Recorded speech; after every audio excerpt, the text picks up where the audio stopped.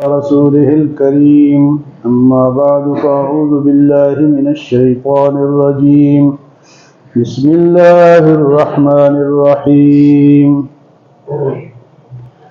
وكم أرسلنا من نبي في الأولين وما يأتيهم من نبي إلا كانوا به يستهزئون فأهلكنا أشد منهم بطشا ومضى مثل الأولين ولئن سألتهم من خلق السماوات والأرض ليقولن خلقهن العزيز العليم۔ گزشتہ درس میں اس آیت کا ترجمہ کہ اَفَنَضْرِبُ عَنْكُمُ الذِّكْرَ صَفْحًا أَن كُنتُمْ قَوْمًا مُسْرِفِينَ، کہ ہم تمہیں اسی طرح چھوڑ دیں گے، تم نصیحت قبول نہیں کرتے تو نصیحت تو ہم کرتے رہیں گے۔ یعنی یہ نہیں کہ یہ نصیحت قبول نہ کرے تو ہم کہنا ہی چھوڑ دیں۔ اللہ قرآن نازل فرماتا رہا، کیوں؟ تاکہ کل کوئی یہ نہ کہہ سکے ما جاءنا من بشیر ولا نذیر، کہ ہمارے پاس تو کوئی آیا ہی نہیں ڈرانے والا یا بتانے والا۔ تو اس لیے تبلیغ جاری رہے گی، تم مانو یا نہ مانو۔ کافروں کو اللہ پاک نے فرمایا کہ تم مانو یا نہ مانو۔ فرمایا فَنَضْرِبُ عَنْكُمُ الذِّكْرَ صَفْحًا أَن كُنتُمْ قَوْمًا مُسْرِفِينَ، اسراف کرنے والے تم بنتے ہو، بات نہیں مانتے، حد سے گزرنے والے ہو، تو کیا ہم قرآن کا نزول چھوڑ دیں گے اپنے نبی پر؟ نہیں۔ فرمایا کہ قرآن آتا رہے گا، نصیحت ہوتی رہے گی۔ آج بھی مبلغ کو، تبلیغ کرنے والوں کو یہ بات یاد رکھنی چاہیے کہ لوگ مانے نہ مانے، ہم نے تبلیغ کرنی ہے، ہم اپنا حق ادا کریں گے۔ تو ہر مسلمان کو چاہیے کہ وہ نصیحت نہ چھوڑے، نصیحت کرتے رہے۔ ہاں جی، وہ کہتے ہیں نا کہ قطرہ قطرہ پانی گرتا ہے تو نیچے وہ جگہ پتھر پہ بھی جگہ بن جاتی ہے۔ وقت پر قطرہ ہے ابر خوش ہنگام کا، جل گیا جب کھیت میں برسات تو پھر کس کام کا۔ فصل کے لیے وقت بارش کی ضرورت ہوتی ہے نا، تو تھوڑا سا پانی بھی اس کے لیے کافی ہو جاتا ہے۔ تو نصیحت آپ نے نہیں چھوڑنی، ہم نے بھی نہیں چھوڑنی، آپ نے بھی۔ یہ قرآن کہہ رہا ہے کہ تم نہ مانو اور سرکشی کرو اور کہو کہ یہ قرآن آنا بند ہو جائے، نصیحت آنا نہیں، یہ جاری رہے گا۔ فرمایا کہ وَكَمْ أَرْسَلْنَا مِن نَبِيٍّ فِي الْأَوَّلِينَ، میرے نبی آپ سے پہلے بہت سارے نبی میں نے بھیجے۔ وَكَمْ أَرْسَلْنَا مِن نَبِيٍّ فِي الْأَوَّلِينَ، حضور سے پہلے کتنے نبی آئے؟ وَكَمْ أَرْسَلْنَا مِن نَبِيٍّ فِي الْأَوَّلِينَ وَمَا يَأْتِيهِم مِّن نَبِيٍّ إِلَّا كَانُوا بِهِ يَسْتَهْزِئُونَ، اور جو بھی نبی آیا اس وقت کے لوگوں نے نبی کا مذاق اڑایا، استہزاء کیا۔ وَمَا يَأْتِيهِم مِّن نَبِيٍّ إِلَّا كَانُوا بِهِ يَسْتَهْزِئُونَ۔ نوح علیہ السلام کشتی بنا رہے ہیں، اللہ کے حکم سے بنا رہے ہیں۔ یہ جو وڈیرے جسے ہم کہتے ہیں نا آج کل کے دور میں، یہ گزرتے تھے تو مذاق اڑاتے تھے، دیکھو جی پانی ہے ہی نہیں، یہ کشتی بن گئی ہے۔ تو نبی کا مذاق اڑایا۔ تو اللہ نے نوح علیہ السلام سے فرمایا کہ اس وقت تم ہمارا مذاق اڑاتے ہو، لیکن جب اللہ کا عذاب آیا تو پھر تمہارا مذاق اڑے گا، پھر کون تمہیں بچائے گا؟ تو فرمایا وَكَمْ أَرْسَلْنَا مِن نَبِيٍّ فِي الْأَوَّلِينَ، آپ سے پہلے بہت سارے نبی ہم نے بھیجے۔ وَمَا يَأْتِيهِم مِّن نَبِيٍّ إِلَّا كَانُوا بِهِ يَسْتَهْزِئُونَ۔ تو حضور صلی اللہ علیہ وسلم کو اللہ پاک تسلی دے رہے ہیں کہ یہ جو آپ کو کوئی دیوانہ کہہ رہا ہے، کوئی کذاب کہہ رہا ہے، کوئی جادوگر کہہ رہا ہے، تو یہ پہلے بھی کہتے رہے ہیں، آپ نے تسلی رکھنی ہے۔ یہ بات نہیں ہے کہ آپ کو کہہ رہے ہیں، پہلے لوگوں نے بھی یہ باتیں کی ہے۔ تو اللہ پاک فرماتے پھر ہوا کیا؟ فَأَهْلَكْنَا أَشَدَّ مِنْهُمْ بَطْشًا وَمَضَىٰ مَثَلُ الْأَوَّلِينَ، یہ جو اہل مکہ ہے بڑے بڑے سردار ہیں، ان سے زیادہ طاقتور لوگوں کو میں نے ہلاک کیا ہے، قوم عاد، قوم سمود، قوم فرعون، ان کو تو اس کا عشر عشیر بھی نہیں ملا۔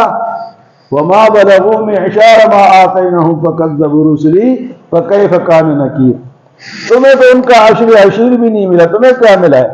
ایسے طاقتور لوگ تھے، لیکن جب ان طاقتوں پر انہوں نے گھمنڈ کیا کہ بھائی میں ہوں، آج کل لوگ کہتے ہیں نا کہ میرا خاندان، میرا فلان، میرا مال، میرا پلازہ، میری جائیداد، تو فرمایا کہ اس سے بڑے بڑے آئے، وَأَهْلَكْنَا، ہم نے ہلاک کیا، اشد منہم،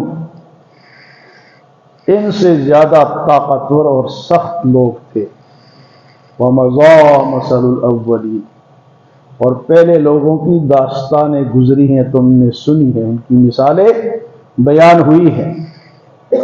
اس کے بعد اللہ پاک اپنی توحید کا ذکر فرماتے ہیں۔ توحید کسے کہتے ہیں جی؟ اللہ کو بولے ایک ماننا، اللہ کے ساتھ شرک نہ کرنا، توحید اس کو کہتے ہیں۔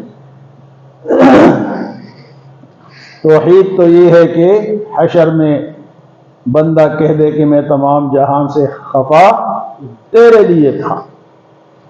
لوگ کہتے ہیں نا جی یہ دیکھو جی توحید کا مذاق کرتے ہیں، تو جو لوگ اللہ کو ایک مانتے ہیں، توحید پہ چلتے ہیں، وہ قیامت کے دن اللہ ان سے خوش ہوگا اور سیدھے جنت میں جائیں گے۔ تو فرمایا کہ جب ان سے پوچھا جائے وَلَئِن سَأَلْتَهُمْ، ان لوگوں سے اگر پوچھا جائے من خلق السماوات والارض، کس نے پیدا کیا آسمانوں کو اور زمین کو، لَيَقُولُنَّ خَلَقَهُنَّ الْعَزِيزُ الْعَلِيمُ، تو یہ کہیں گے کہ اس خالق نے جو کہ زبردست ہے اور علم والا ہے، یہ سب کو اس نے پیدا کیا ہے۔ تو آج بھی یہ بات یاد رکھیں کہ پیدائش کا کسی سے بھی پوچھے، عیسائی سے پوچھے، یہودی سے پوچھے، ہندوؤں سے پوچھے، اور دہریہ بعض لوگ اللہ کو نہیں مانتے، باقی ساری دنیا مانتی ہے کہ پیدائش کرنے والا کون ہے؟ اللہ ہے، لیکن اللہ کے توحید میں آ کے پھر آگے گڑبڑ کرتے ہیں۔ تو اللہ کی توحید تو یہ ہے نا جی کہ پیدا کون کرتا ہے، یہ بھی ایک توحید ہے۔ توحید کا دوسرا درجہ یہ ہے کہ اللہ جیسا کوئی نہیں ہے، لیس کمثلہ شیء، وہ خود ہے۔ اللہ کا معنی ہی یہ ہے کہ اس کو کسی نے بنایا نہیں، وہ خود سے ہے۔ اسی طرح فارسی کا لفظ ہے خدا، خدا کے معنی بھی خود سے بنا ہوا، اللہ کا معنی بھی یہی ہے اور خدا کا معنی بھی یہی ہے۔ تو اس کو بھی سارے مانتے کہ وہ خود سے ہے، واجب الوجود ہے، اس کا وجود جو ہے وہ ہے اور رہے گا، وہ خود بنا ہے، اس کو کسی نے بنایا، اس نے سب کچھ بنایا ہے۔ لیکن ایک اللہ کی صفت اور ہے جس کو کہتے ہیں تصرف، مطلب ہے کہ چیزوں کو بنانا، آگے چلانا۔ مثلا بچہ پیدا ہوا، پودا آپ نے لگایا، تو اب اس کی پرورش کون کر رہا ہے؟ اللہ کر رہا ہے۔ تو بچہ کس نے دیا؟ اللہ نے دیا۔ پودا لگایا کس نے بڑا کیا؟ اللہ نے بڑا کیا۔ یہ اللہ تعالیٰ کی صفت تصرف کی ہے۔ بارش کتنی لانی ہے، کب لانی ہے؟ اب دیکھو کتنی ہم نے دعائیں کی، لیکن جب اس کی مرضی ہوئی تب آئی۔ تو یہ تصرف کس کا ہے؟ اللہ کا۔ جب چاہے گرمی کر دے، جب چاہے بارش کر دے، جب چاہے دن کر دے، جب چاہے، یہ تصرف۔ تو یہ کوئی اور نہیں کر سکتا، لیکن لوگ کہتے جی نہیں میرا بھی فلاں نے فلاں کام کیا ہے، فلاں نہیں کر سکتا۔ کون کر سکتا ہے؟ ایک آدمی نے کہا نا جی کہ میرا کاروبار کسی نے باندھ دیا، تو اس سے کہا گیا بھائی رزق کون دیتا ہے؟ اللہ دیتا ہے، اور چھینتا بھی وہی ہے، تو وہ دیتا وہ ہے، باندھ کسی بندے نے لیا۔ بندہ کوئی اللہ سے زیادہ طاقتور نکل آیا کہ اس نے تو دیا اور اس بندے نے باندھ دیا۔ اچھا جی، پھر کسی اس کے پاس جاتے ہیں، تعویذ گنڈے والوں کے پاس، تو وہ کہتے جی میرا کام کسی نے باندھ دیا ہے، میرے اوپر کسی نے تعویذ کر دیا ہے، میرا کاروبار نہیں چلتا. تو وہ کہتے جی اتنے پیسے دینے پڑیں گے، میں کھول دوں گا. کیا کروں گا؟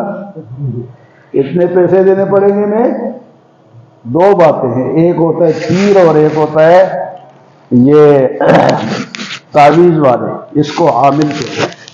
یہ بات یاد رکھیں. ایک ہوتا ہے پیر. پیر اس کو کہتے ہیں جو آپ کو اللہ سے ملا دے، ایسی بات آپ کو بنائے کہ آپ اللہ والے بن جائیں، ایسا ذکر آپ کو بتائے، ایسی باتیں بتائے کہ آپ اللہ والے بن جائیں. یہ تو ہوتا ہے پیر، تو بندے کو خدا سے ملا دے.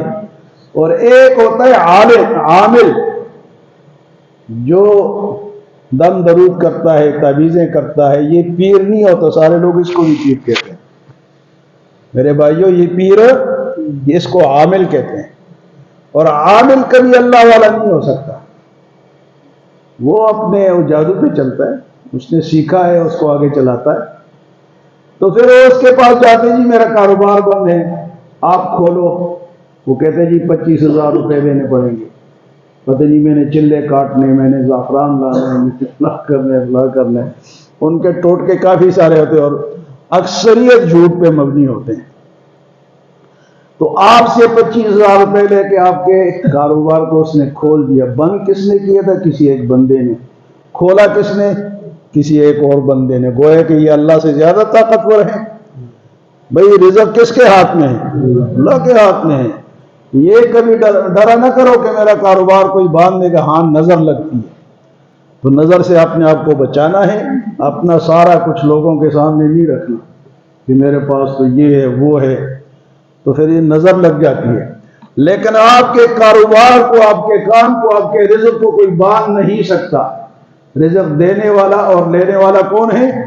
اس کو راضی کریں گے تو ہماری بات مانے گا، راضی نہیں کریں گے.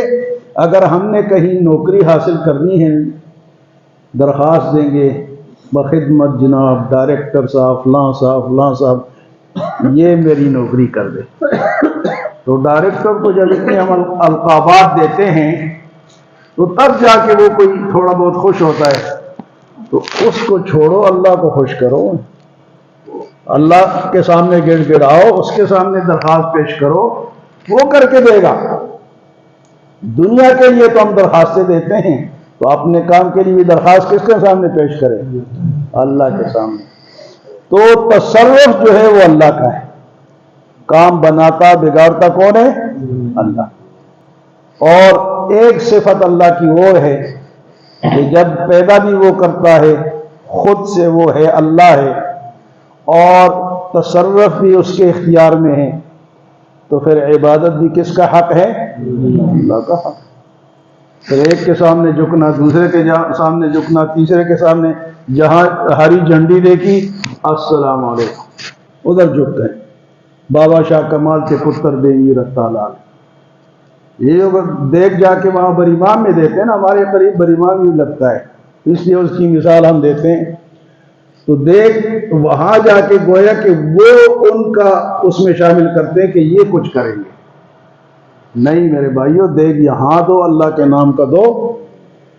ثواب آپ کسی کو بخش سکتے ہیں، کسی بزرگ کو، والدین کو، تو وہاں جا کے دینا. یہ کہاں لکھا ہوا ہے؟ آپ یہاں دو، اللہ کے نام کا دو، کسی اور کے نام کا نہ دو. بڑے امام اللہ کے ولی تھے، بزرگ تھے، نیک تھے، لیکن وہ اپنے لیے تھے، ہمارے لیے. اب وہ اللہ ان کی مغفرت ہو، اللہ ان کو جنت نصیب. جتنے بھی اولیاء گزرے ہیں، اللہ والے گزرے ہیں، وہ تو اللہ کے پاس ہے. لیکن ہم اپنے عقیدے کو، سارے کام جب وہ کرتا ہے تو عبادت کس کا حق ہے؟ جھکیں گے کس کے سامنے؟ سجدہ کس کے لیے کریں گے؟ طواف کس کے لیے کریں گے؟ یہاں بلوچستان میں ایک پہاڑ ہے، وہاں ایک ذکری قبیلہ ہے، وہ اس پہاڑ کا طواف کرتے ہیں، اس کو وہ خانہ کعبہ سمجھتے ہیں. اسی طرح یہ ربیع الاول کو جو جلوس نکلتے ہیں تو لوگ خانہ کعبے کے شبیہ بناتے ہیں. بھئی کیوں بناتے ہو؟ اس کا فائدہ کیا ہے؟ بلکہ خانہ کعبہ کے عزت کو کم کرنے کے لیے یہ بات ہو سکتی ہے کہ بھئی اصل خانہ کعبہ تو وہ ہے، تم یہاں اس کی تصویریں بنا کے اس کے گرد گھومتے ہو، تو یہ بھی غلط ہے. تو عبادت کس کا حق ہے؟ اور عبادت میں دعا بھی شامل ہے، ایاک نعبد و ایاک نستعین، یا اللہ تیری ہی عبادت کرتے ہیں اور تجھ ہی سے مدد، تو مدد کس سے مانگیں گے؟